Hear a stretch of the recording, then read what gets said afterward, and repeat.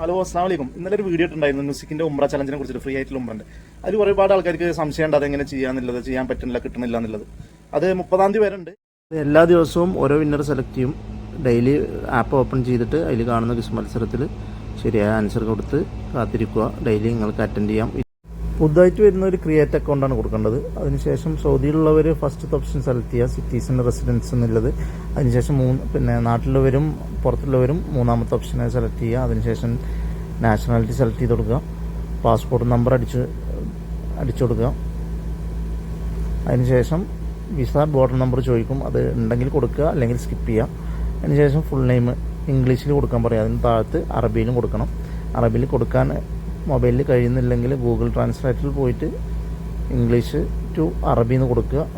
Google ട്രാൻസ്ലേറ്റിൽ നിന്ന് കിട്ടിയ അറബി വേർഡ് അവിടെ നിന്ന് കോപ്പി ചെയ്ത് ഇവിടെ പേസ്റ്റ് ചെയ്യുക. മെയിൽ ഫീമെയിൽ സെലക്ട് ചെയ്യുക. ഡേറ്റ് ഓഫ് ബർത്ത് സെലക്ട് ചെയ്യുക.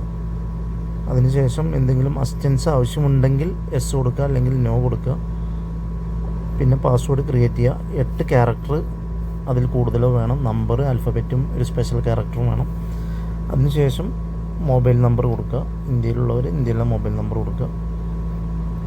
അതിനുശേഷം ഒരു email I D, valid email I D വരും. അത് കൊടുത്തതിന് ശേഷം അതിലേക്ക് ഒരു OTP വരും ഇമെയിലിലേക്ക്. അതും കഴിഞ്ഞാൽ ഓക്കെ.